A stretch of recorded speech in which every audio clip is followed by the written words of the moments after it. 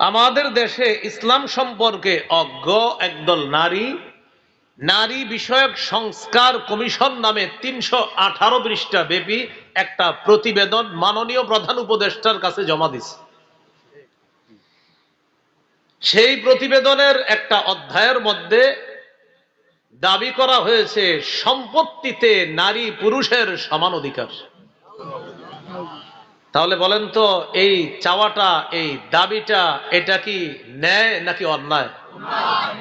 এই জন্য আমার সাথে বলেন, বলেন সমান অধিকার নয়, বলেন ন্যায্য অধিকার চাই। নারীদের সমান অধিকার না ন্যায্য অধিকার? ন্যায্য অধিকার। এজন্য স্লোগানটা হবে কি? ন্যায্য অধিকার, সমান অধিকার। এটা অন্যায়। ওই নারীরা বলতে পারতো যে নারীদের ন্যায্য অধিকার চাই, কারণ আমাদের দেশে অসংখ্য নারীরা ন্যায্য অধিকারই পায় না। কিন্তু আসল কথা কি জানেন? আসলে অধিকারকে পাইলো না পাইলো এটা ওদের উদ্দেশ্য না, ওদের উদ্দেশ্য কোরআনের বিরোধিতা করা। নারী বিষয়ক সংস্কার কমিশনের ৩১৮ পৃষ্ঠা ব্যাপী ওটার আরেকটা অধ্যায়ের মধ্যে আছে বহু বিবাহ রোধ বা বহু বিবাহ প্রথা বিলুপ্তকরণ। এটার দ্বারা উদ্দেশ্য হলো আল্লাহ তাআলা সক্ষম কোন পুরুষের জন্য, যে ব্যক্তি একাধিক স্ত্রীর মাঝে সমতা বিধান করতে সক্ষম এবং কারো মাঝে সে জুলুম করবে না, অন্যায় করবে না, ইনসাফ প্রতিষ্ঠিত করবে, এমন সক্ষম পুরুষের জন্য ২, ৩, ৪ জনকে বিবি বানানোর বৈধতা দিয়েছেন কে? আল্লাহ। এখন এই যে ধারা, অধ্যায়, যে বহু বিবাহ রোধ বা বহু বিবাহ প্রথা বিলুপ্ত, এটার দ্বারা উদ্দেশ্য সূরা নিসার ৩ নম্বর আয়াতকে অস্বীকার করা। সূরা নিসার ৩ নম্বর আয়াতে আল্লাহ বলেন, ফানকিহু মা তাবা লাকুম মিনান নিসাই মাসনা ওয়া সুলাসা ওয়া রুবা। নারীদের মধ্যে বিয়ের জন্য তোমাদের যাদেরকে পছন্দ হয় তাদের মধ্যে ২, ৩, ৪ জনকে তোমরা বিয়ে করতে পারবা। এর পরের আয়াতে আল্লাহ বলেন, ফাইন খিফতুম আল্লা তা'দিলু ফাওয়াহিদা। যদি একাধিক স্ত্রীর মাঝে সমতা বিধান করতে সক্ষম না হও তাহলে একজনই ঠিক আছে। তাহলে আল্লাহ তাআলা বলে দিলেন নিয়মটা, সমতা বিধান করতে সক্ষম হইলে একাধিক, না হইলে একজনই ঠিক আছে। এখন বলেন বিবাহ প্রথাটা এটা হলো বৈধ বিধান, এটার বিপরীতে একজন পুরুষ ১৪ জন নারীর সাথে অবৈধ সম্পর্ক রাখা এটা হলো হারাম। আমাদের ওই নারীরা যদি ওই কমিশনের মধ্যে এরকম একটা অধ্যায় রচনা করত যে একজন পুরুষ বিবাহ বহির্ভূত একাধিক নারীর সাথে সম্পর্ক রাখতে পারবে না, আর একজন নারী বিবাহ বহির্ভূত একাধিক পুরুষের সাথে সম্পর্ক রাখতে পারবে না, এটা যদি তারা দাবি করত তাহলে বুঝতাম তারা নারীর ন্যায্য অধিকার চায়। কিন্তু আপনি দেখেন, খোঁজ নেন, একজন পুরুষ যদি ১৪ জন নারীর সাথে সম্পর্ক রাখে কোনো সমস্যা নেই, কিন্তু বেটা বৈধ বিয়ে করলে সমস্যা। শুধু কি সমস্যা, কাবিন নামাও দেখাতে হবে। এটা অবশ্য সবাই না, শুধু হুজুর হইলে। এই হলো আপনার আরেকটা। তাহলে বলেন বিয়ে করার বৈধতা কার? আর এটার বিরুদ্ধে কোনো আইন চাওয়া, এই স্বভাবটা কাদের? মাশাআল্লাহ, এই তো বুঝছেন। নারী বিষয়ক সংস্কার কমিশনের আরেকটা অধ্যায়, ১০ম অধ্যায়ের শিরোনামটা শুনেন, শরীর আমার সিদ্ধান্ত আমার। কি আমার? তো কথাটা শুনতে তো সুন্দর, ওনার শরীর, আসলেই তো ওনার শরীর। আমার শরীর, আসলে আমার শরীর। তো উনি বলবে হুজুর আমার হাত পা আমার যা মন চায় করবো, কথা তো ঠিক। আমি বলবো আমার শরীর আমার হাত পা আমি যা মন চায় তা করবো। দেখেন কথা কত সুন্দর। কিন্তু ওদের উদ্দেশ্য হলো সূরা আরাফের ৫৪ নম্বর আয়াতকে অস্বীকার করা। সূরা আরাফের ৫৪ নম্বর আয়াতে আল্লাহ বলেন, আলা লাহুল খালকু ওয়াল আম। শোনো, সাবধান, সৃষ্টি যার, হুকুম তার, সৃষ্টি যার, বিধান তার, সৃষ্টি যার, সিদ্ধান্ত তার। বলেন আমরা কার? আল্লাহ। চলবো কিভাবে, সিদ্ধান্ত কার? আল্লাহ। তাহলে আমার শরীর, মা বোনদের শরীর, নারীদের শরীর, এই সৃষ্টি কার? আল্লাহ। তাহলে সিদ্ধান্ত হবে কার? এটাই সূরা আরাফের 54 নম্বর আয়াতে আল্লাহ বলেন, আলা লাহুল খালকু ওয়াল আম, শোনো, সৃষ্টি যার, বিধান তার, সিদ্ধান্ত তার, আইন তার। আপনারা বলেন সৃষ্টি কার? বিধান কার? সিদ্ধান্ত কার? হুকুম কার? আল্লাহ। এখন এটার বিপরীতে হুকুম চাওয়া কাদের স্বভাব? কাফেরদের। কোন সূরা? সূরা ইউনূসের 15 নম্বর আয়াত। ও যেটা বললাম যে কাফেররা নবীজিকে বলতো, মুহাম্মদ এটার পরিবর্তে আরেকটা কোরআন আনো, অথবা বিধান পাল্টায় দাও এই কোরআনের। নাউজুবিল্লাহ। নারী বিষয়ক সংস্কার কমিশনের আরেকটা দাবি, আরেকটা অধ্যায়, আমাদের মা বোনরা যে আল্লাহ প্রদত্ত একটা অসুস্থতার সম্মুখীন হয়, এটা নাকি সামাজিক কুপ্রথা, কুসংস্কার। এই সামাজিক কুসংস্কার এটা নাকি নারীদের এগিয়ে যাওয়ার পথে বাধা। কিসের পথে বাধা? আমাদের বর্তমান সমাজে একটা স্লোগান, নারীরা এগিয়ে যাচ্ছে। বলেন কি হচ্ছে? নারীরা, আপনারা আমার সাথে বলেন, বলেন আসলেই এগিয়ে যাচ্ছে জাহান্নামের দিকে। বলুন সবাই। আমি এক অংশ, বাকি অংশ আপনারা। নারীরা আসলে এগিয়ে যাচ্ছে কোন দিকে? কথা তো সঠিক, নারীরা এগিয়ে যাচ্ছে কোথায়? এগিয়ে যাওয়া মানে কি জানেনি? স্বামীর কথা শুনবে না, বাপের কথা শুনবে না, ভাইয়ের কথা শুনবে না। তো এটা না শোনা মানে কোন দিকে যাওয়া? তাহলে নারীরা কি করছে? এগিয়ে যাচ্ছে। নারীরা যখন উন্নতির দিকে যাচ্ছে, এগিয়ে যাচ্ছে কোন দিকে? এটাই তো নবীজি বলছেন, আমি জাহান্নামে উকি মেরে দেখলাম, রাআইতু আকসারা আহলিহা আন-নিসা, আমি দেখলাম জাহান্নামে বেশিরভাগ নারী। তাহলে এগিয়ে যাচ্ছে। সামাজিক কুসংস্কার বলছে এটাকে। আপনি একটু মন দিয়ে শুনেন যাতে আরো 10 জনকে বুঝাইতে পারেন। সামাজিক কুসংস্কার বইলা তাদের উদ্দেশ্য হলো সূরা বাকারার 222 নম্বর আয়াতকে অস্বীকার করা। 222 নম্বর আয়াতকে অস্বীকার করা।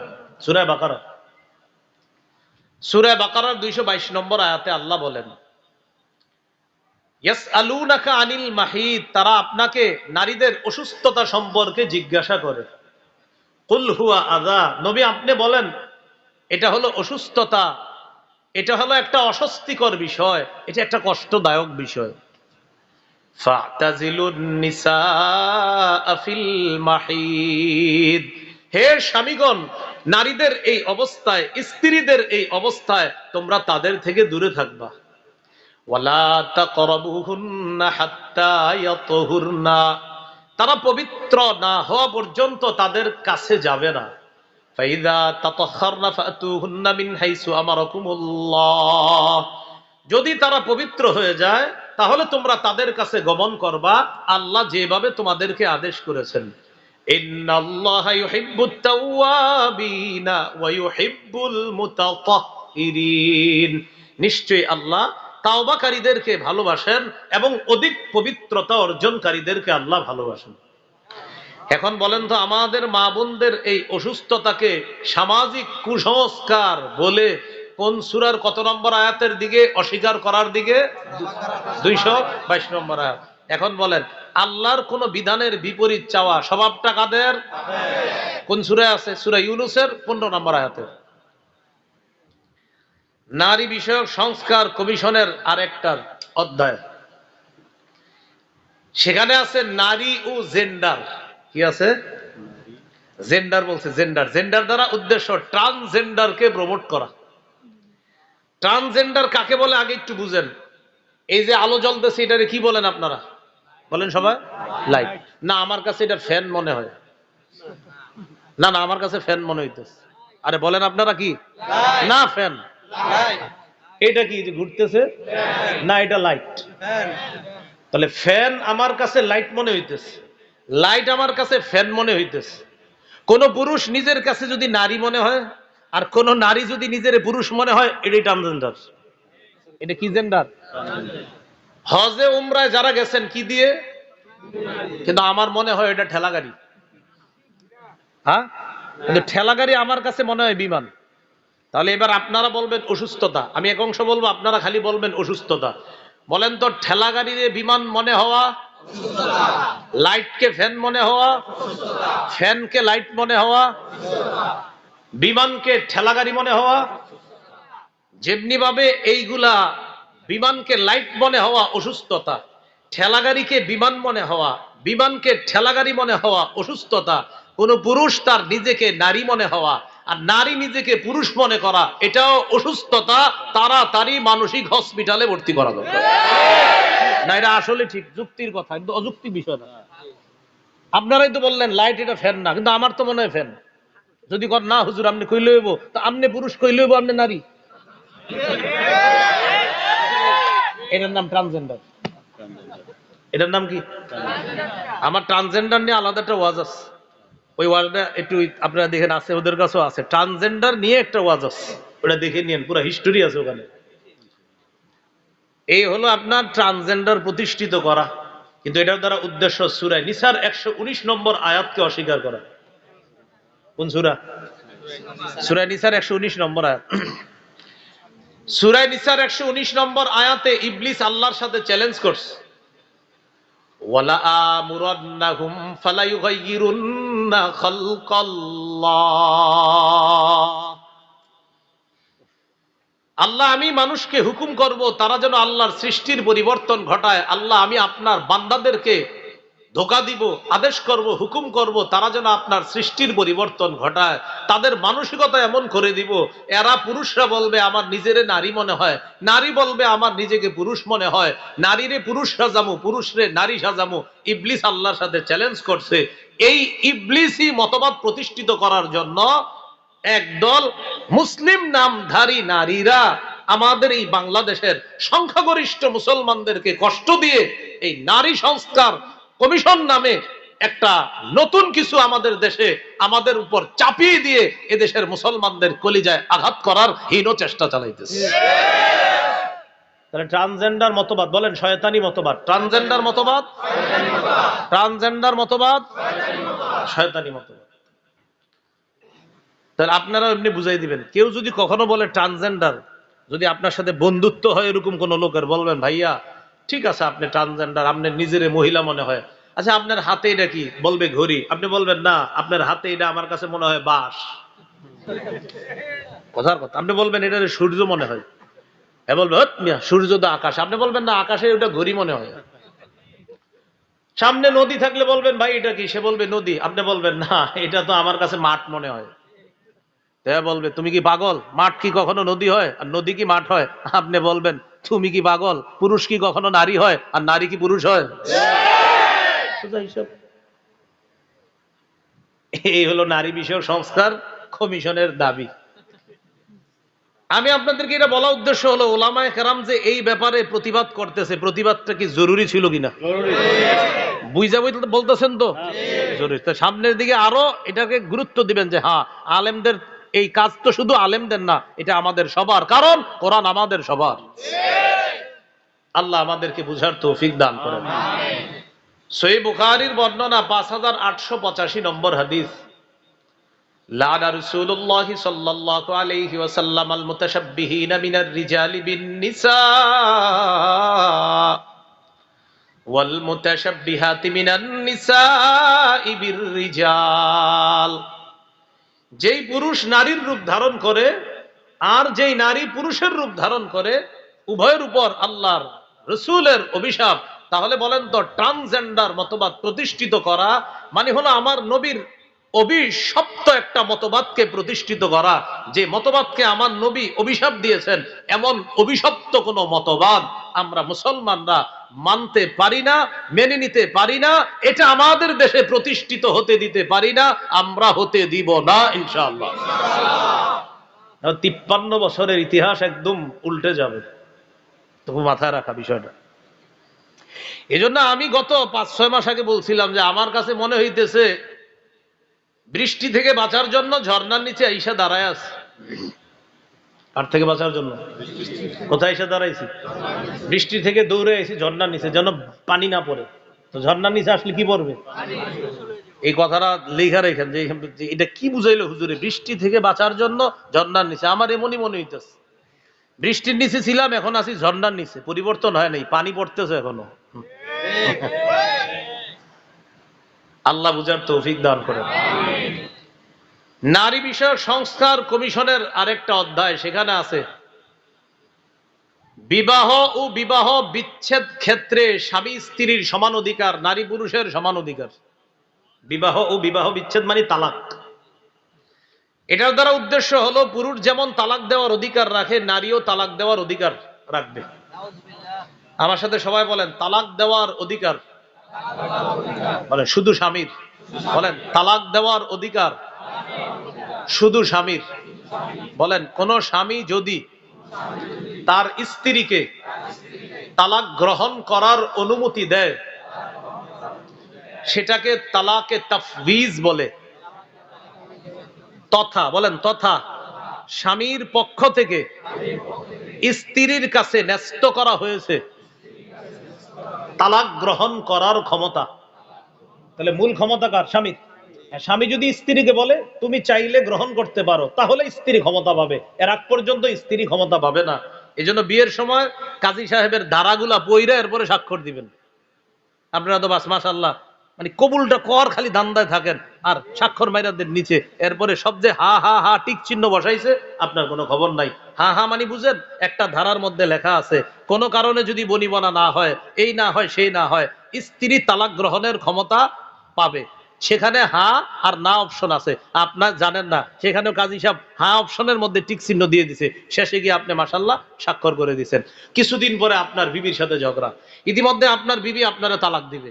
মুফতি সাহেবের কাছে ফতুয়া জিজ্ঞাসা করতে গেলেন, হুজুর বিবি তালাক দিতে চায়। মুফতি সাহেব বলবে মৌখিক হবে না, লিখিত নিয়ে আসেন, কাজীর খাতা নিয়ে আসেন, কাবিননামা নিয়ে আসেন, সব নিয়ে আসেন যা লেখা আছে। এবার আপনি সব কাগজপত্র নেওয়ার পর মুফতি সাহেব পড়ে বলতেছে, তো আপনি তো এখানে হাই লেখছেন। কি লেখছেন? হুজুর আমি তো পড়ি না। পড়ি না মানে তো আপনার স্বাক্ষর, তো আপনার স্বাক্ষর কার? আপনার স্বাক্ষর যে আপনি আপনার স্ত্রীকে তালাকের অনুমতি দিয়ে দিয়েছেন, এটা আপনার লেখা প্রমাণ করতেছে। তাহলে আসেন মূল বিষয়টা শিখি। বলেন তালাক দেওয়ার অধিকার শুধু কার? স্ত্রী কখন ক্ষমতা পায়? যদি স্বামী ক্ষমতা দেয়। আবার বলেন তালাক দেওয়ার ক্ষমতা শুধু কার? স্ত্রী কখন ক্ষমতা পায়? বলেন যদি স্বামী ক্ষমতা দেয়। স্ত্রী কখন ক্ষমতা পায়? যদি স্বামী। এটাকে আরবিতে বলে তালাকে তাফওয়িজ, মানে যেই তালাকটা ন্যস্ত করা হয়। এখন এটা দ্বারা উদ্দেশ্য কি? উদ্দেশ্য সূরা নিসার 34 নম্বর আয়াতকে অস্বীকার করা। সূরা নিসার 34 নম্বর আয়াতে আছে আর রিজালু কাওয়ামুনা আলান নিসাই বিমা ফাদ্দালাল্লাহু বা'দাহুম আলা বা'দ ওয়া বিমা আনফাকু মিন আমওয়ালিহিম। পুরুষরা নারীদের অভিভাবক, স্বামীরা স্ত্রীদের অভিভাবক। কেননা আল্লাহ স্বামীদেরকে স্ত্রীর উপর মর্যাদা দান করেছেন, এবং কেননা স্বামীরা তাদের টাকা পয়সা স্ত্রীর পিছনে খরচ করে। এই জন্য আল্লাহ তাআলা কাকে বেশি মর্যাদা দিছে? এখানে স্বামী। কাকে অভিভাবক বানাইছে আল্লাহ? স্বামী। স্বামীর অধিকার। এখন আপনি দেখেন, যদি এই আইন পাশ হয় যে বিবাহ ও বিবাহ বিচ্ছেদ ক্ষেত্রে স্বামী স্ত্রী সমান অধিকার, যদি পাশ হয়ে যায় কি ক্ষতি হবে? বিয়ের সময় স্বামী যখন কবুল বলবে, বলার আগে স্বামী বলবে না, কবুল বলার আগে কিছু কথা আছে। কি কথা? আমি আমার স্ত্রীকে মোহরানা দিছি 10 লাখ, স্ত্রীকেও বলেন আমাকে 10 লাখ দিতে। বলবে এটা কোনো কথা? আপনি তখন তো আপনি ওই ব্যক্তি বলবে না, নতুন আইন হয়েছে বিবাহ ও বিবাহ বিচ্ছেদ ক্ষেত্রে স্বামী স্ত্রীর সমান অধিকার। এখন আমাদের বিবাহ হচ্ছে, এক্ষেত্রে আমি আর আমার বিবি যেহেতু সমান অধিকার, আমি দিছি 10 লাখ, হেরেও 10 লাখ দিতে কোন, কারণ যেহেতু কি অধিকার সমান। এবার বিয়ে হয়ে গেল মনে করেন, হওয়ার পর এবার স্ত্রী প্রথম সন্তান নেওয়ার পর স্বামীকে বলবে আপনি দ্বিতীয় সন্তান নেন, অধিকার সমান। আপনারা বুঝতেছেন তো প্রিয় ভাইয়ারা, এটা ক্ষতি। তো এই জন্য বিবাহ ও বিবাহ বিচ্ছেদ তালাকের ক্ষেত্রে সমান অধিকার নাকি বলেন তো ন্যায্য অধিকার? স্ত্রীর ন্যায্য অধিকার হলো তার থেকে স্বামী কোনো যৌতুক না নেওয়া। স্ত্রীর ন্যায্য অধিকার হলো স্বামী তার জন্য যথাযথ সবকিছু সম্মানের সাথে দিয়ে তাকে স্ত্রী হিসাবে গড়ে নেওয়া। স্ত্রীর জন্য সম্মানের বিষয় হলো তার জন্য হালাল খাদ্যের ব্যবস্থা করা, হালাল পোশাকের ব্যবস্থা করা, সুন্দর বাসস্থানের ব্যবস্থা করা, স্ত্রীর সুন্দর একটা ভবিষ্যৎ, সুন্দর একটা সোনালী জীবন গড়ে দেওয়ার চেষ্টা করা। এটা স্ত্রীর জন্য ন্যায্য অধিকার। সমান অধিকার যদি প্রতিষ্ঠিত হয় তাহলে ঘরে ঘরে প্রতিনিয়ত ঝগড়া হবে। আমেরিকারা আজকে কোরআনের এই মতবাদ গ্রহণ করার দিকে, যেখানে আমেরিকা মুসলমান হয় না কিন্তু তারাও এখন বুঝতেছে না বাবা ছাড়া সন্তান, মা ছাড়া সন্তান, এটার কোনো ভবিষ্যৎ নাই। এখন তারাও পরিচয় সহ সন্তানের দিকে আগাচ্ছে যখন, তখন আমাদের দেশে সেই পশ্চিমারা তাদের অপসংস্কৃতি দিয়ে আমাদের মুসলমানদেরকে তাদের ওই ভয়ঙ্কর আইনের মধ্যে ঢুকিয়ে দিতে চায়। এরাও কিন্তু এখন বাপের পরিচয় মায়ের পরিচয়ের দিকে আগাইতেছে, না এটা দরকার। আর আমাদের দেশে কি হইতেছে, কয় না বাপ মা না থাক, এই দিকে আগাইতেছে। তাহলে এগিয়ে যাচ্ছে কোন দিকে? এগিয়ে যাচ্ছে হুজুররাই সব উন্নতির পথে বাধা। হ্যাঁ, হুজুররা জাহান্নামের পথে বাধা। এই তো নারী বিষয়ক সংস্কার কমিশনের আরেকটা দাবি, দত্তক শিশুকে, গর্ভজাত শিশুর মর্যাদা দেওয়া। আপনি একটা সন্তান পালছেন, পালক পুত্র, মেয়ে পালছেন, পালক মেয়ে। এই পালক পুত্র আর পালক মেয়েকে আপনি গর্ভজাত শিশুর মর্যাদা দিয়ে তার সম্পত্তিতে অধিকার বানাবেন, মানে মিরাজ দিবেন তাকেও। মনে রাখবেন, মিরাজ পাবে শুধু গর্ভজাত সন্তান, পালিত সন্তান না, পালিত মেয়ে না। বলতে পারেন হুজুর আমি একটা ছেলে পালছি, মেয়ে পালছি, ওরে আমি কিছু সম্পদ দিব, আপনি দেন, সমস্যা নেই, আপনি ইচ্ছা মতো তারা লেখা দেন, আপনার এটা সমস্যা নেই। কিন্তু মিরাসে তারাও সম্পদ পাবে, এই আইন, এটা কোরআনের বিরুদ্ধে আইন। এটার দ্বারা উদ্দেশ্য সূরা আহজাবের 4 নম্বর আয়াতকে অস্বীকার করা। প্রথমে আমার সাথে বলেন, দত্তক শিশু, পালক শিশু, কখনো আপন শিশু না। পালক সন্তান কখনো আপন সন্তান না। পালক ছেলে, পালক মেয়ে কখনো গর্ভজাত সন্তান না। সূরা আহজাবের 4 নম্বর আয়াতে আল্লাহ বলেন, ওয়ামা জাআলা আদিয়াকুম আবনাআকুম, তোমাদের ডাক দেওয়া সন্তানদেরকে আল্লাহ গর্ভজাত সন্তান হিসাবে বানান নাই। তোমাদের ডাক দেওয়া সন্তান মানে পালিত সন্তানকে আল্লাহ আবনাআকুম, আসল সন্তান বলে ঘোষণা করেন নাই। পালিত সন্তান পালিত সন্তান, আসল সন্তান আসল সন্তান। তো এদের দাবি হলো, দেখেন এটা বললে কিন্তু আপনার ভিতরে আসবে, বাবা এটা তো একটা মানবিকতার প্রশ্ন, একটা শিশুর অধিকার নারীরা চাচ্ছে, কিন্তু আপনি তো জানেন না এদের উদ্দেশ্য কি। আমি তো বললাম আপনার শিশুরে মন চাইলে আপনি আপনার 10 তলা বাড়ি দিয়ে দেন, সমস্যা নাই, এটা লিখে দেন যে 10 তলা বাড়ি তোমার, কিন্তু উত্তরাধিকারে আপন সন্তানের মতো শিশু সন্তান, পালক সন্তান হবে, এটা করা মানে সূরা আহজাবের 4 নম্বর আয়াতকে অস্বীকার করা, যেটা কাফেরদের স্বভাব। বুঝে থাকলে বলেন, পালক সন্তান আপন সন্তান, পালক সন্তান পালক ছেলে মেয়ে আপন ছেলে মেয়ে। সূরা আহজাবের 4 নম্বর আয়াতে আল্লাহ বলছেন, তোমাদের ডাকা ছেলে মেয়েকে আল্লাহ আপন ছেলে মেয়ে সাব্যস্ত করে নাই। যালিকুম কাউলুকুম বিআফওয়াহিকুম, এগুলা তোমাদের মুখের কথা, এটা আমার ছেলে, এটা আমার মেয়ে, এটা তোমাদের মুখের কথা, এটা আপন ছেলে না, আপন মেয়ে না। এখন যেটা বলবো আপনাদের মাথায় ঠিক থাকবেন, এটা বলার পরে রাগও হয়ে যেতে পারেন, হুজুর কি বলেন, এরকমও হয়, এরকমও।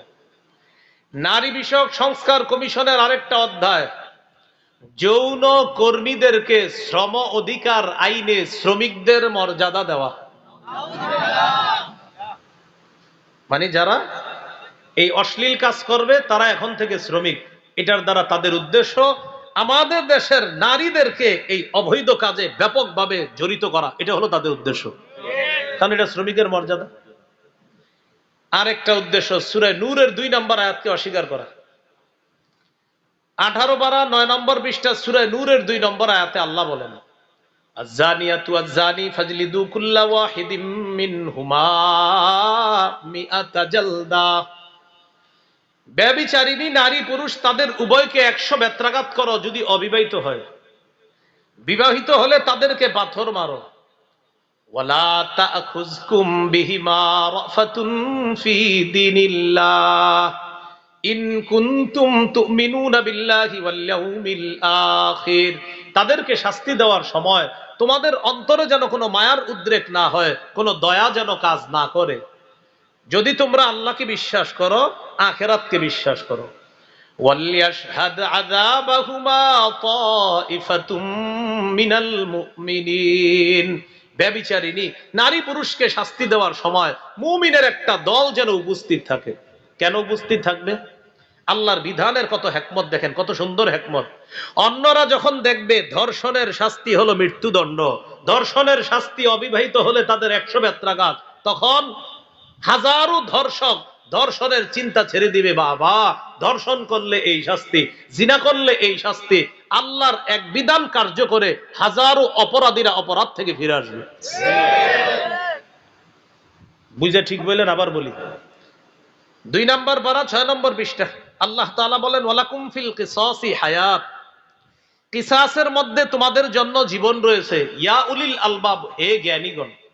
একটু বুঝেন, চোরের হাত কাটলেন, আল্লাহ বলে এটার মধ্যে তোমাদের জন্য জীবন আছে। একটা মানুষ হত্যা করা হলো পাথর মেরে, কিসাস, তার উপর কিসাসের বিধান প্রয়োগ করা হলো। আল্লাহ বলেন এই যে কিসাসের বিধান প্রয়োগ করা হলো, এটার মধ্যে তোমাদের জন্য জীবন আছে। আচ্ছা, আমরা দেখতেছি একটা মানুষ মরছে, আল্লাহ বলে জীবন আছে। আমরা দেখতেছি মারা গেছে, আল্লাহ বলে জীবন আছে। কিভাবে?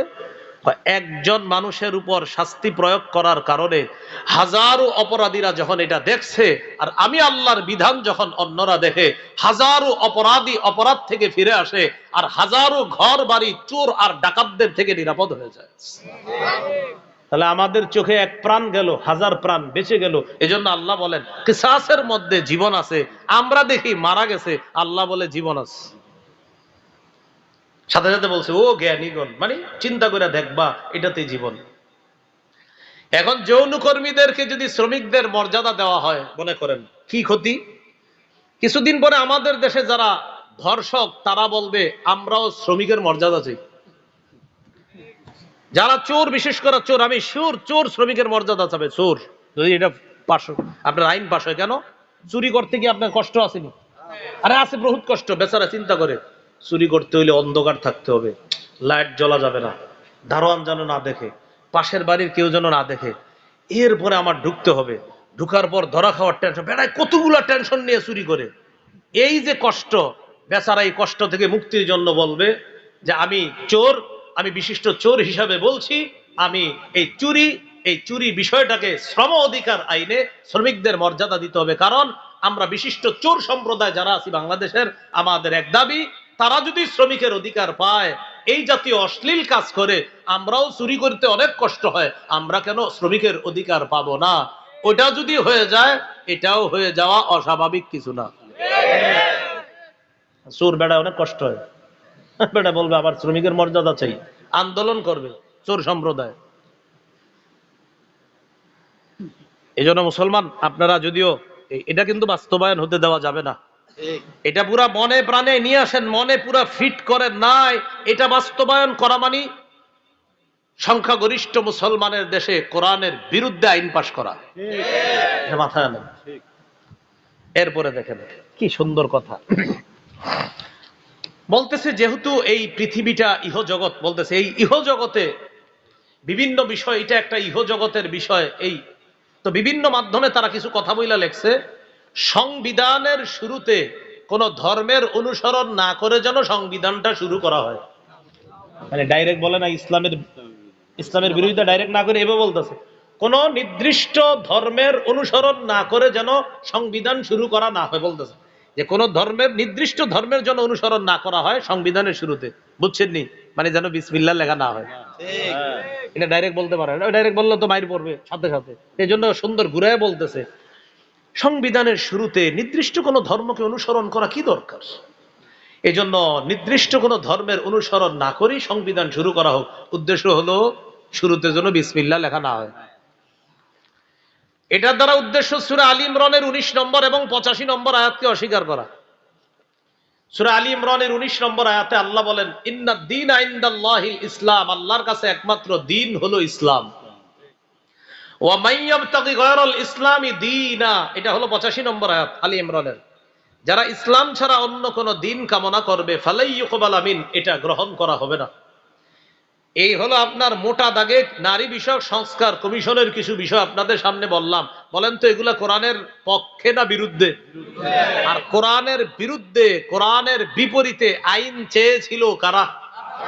কাফেররা। তাহলে এই বিধান বাস্তবায়ন হোক, এটা চাই আমরা না। তাহলে আল্লাহর হালালকে হারাম করা, আল্লাহর হারামকে হালাল করার ক্ষমতা সাধ্য পৃথিবীর কারো নাই। অতএব বাংলাদেশও এই সাহস কেউ যদি দেখায়, আমরাও এর বিরুদ্ধে যা করার প্রয়োজন সেটাই আমাদের করতে হবে। আলেমদের সাথে থাকবেন তো ইনশাআল্লাহ? এটা কি শুধু আলেমদের বিষয়? সবার বিষয়। আল্লাহ বুঝার তৌফিক দান করেন।